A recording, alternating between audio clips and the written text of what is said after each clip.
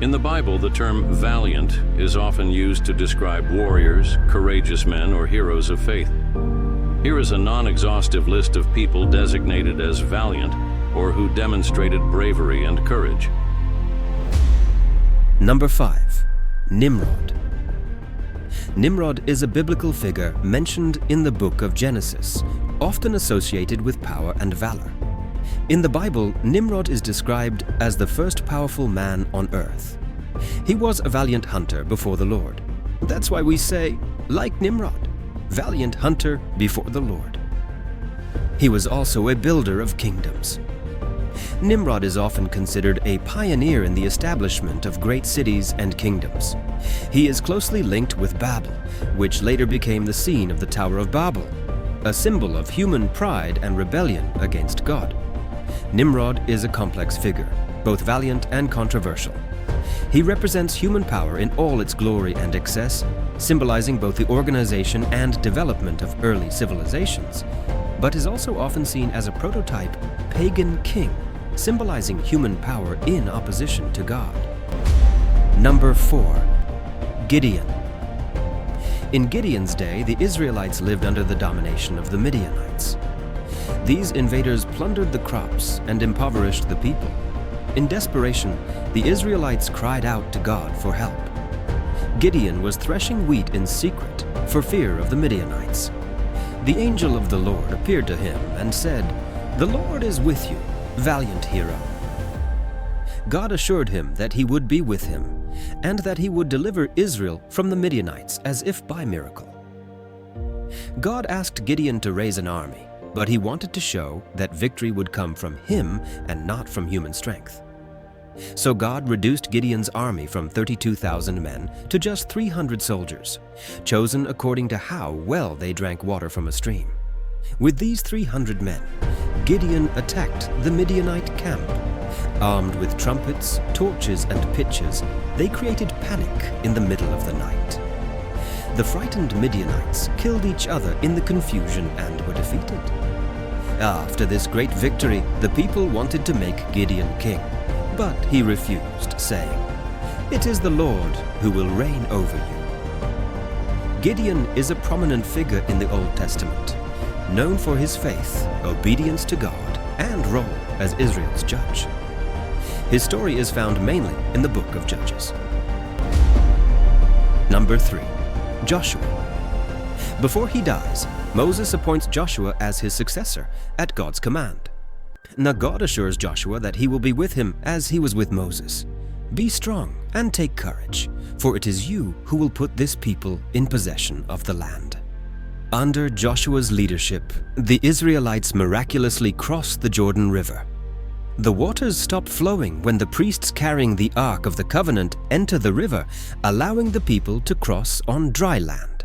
At the Battle of Gibeon, Joshua asks God to stop the sun and moon to extend the day and enable the Israelites to defeat their enemies, the Amorites. During the conquest of Jericho, Joshua received unusual divine instructions.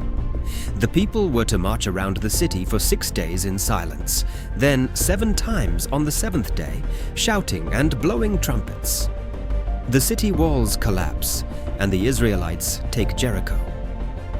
Joshua is one of the great heroes of the Old Testament, known for his role as leader of the Israelites after Moses, and for leading the people into the Promised Land. His story is told in the book of Joshua. Number 2. Samson. Samson was a miracle child. His previously barren mother was visited by an angel of the Lord, who told her she would have a son. This child would be consecrated to God from birth. Samson was known for his prodigious strength, which he often used to confront the Philistines, Israel's oppressors at the time.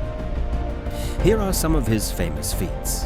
The lion killed with his bare hands. One day, on his way to Timnah, a lion attacked him. Samson tore it in two with his hands, inspired by the Spirit of the Lord. The revenge of the foxes. After a conflict with his Philistine in-laws, Samson captured 300 foxes, tied torches to their tails, and set them loose in the Philistine fields. destroying their crops. The battle with a donkey's jawbone. When surrounded by 1,000 Philistines, Samson used a donkey's jawbone to defeat them all. Although Samson was consecrated to God, he showed human weaknesses, including an attraction to Philistine women. This weakness was to be his downfall. His most famous relationship was with Delilah, a Philistine woman. Samson is both a warning and an inspiration. He reminds us that our gifts come from God, but that they must be used wisely and in accordance with His will. His story is told in the book of Judges. Number 1. King David. David was the youngest of Jesse's 8 sons, a simple shepherd in the town of Bethlehem. As King Saul disappointed God with his disobedience, the prophet Samuel was instructed to look for a new king. When Samuel arrived at Jesse's, he thought David's older brothers would be chosen, but God told him, "Man looks at the outward appearance, but the Lord looks at the heart." And so David, still a teenager, was secretly anointed as the future king of Israel. David became famous when he faced Goliath, a feared Philistine giant, while still a young shepherd. Armed only with a slingshot and his faith in God, he said to Goliath, "You come against me with sword, spear, and javelin, but I come against you in the name of the Lord of hosts." He killed Goliath with a well-placed stone, causing the Philistines to rout. After the death of Saul and his son Jonathan, David became king. King David is one of the most important figures in the Bible, known for his deep faith, heroic feats, and human failings.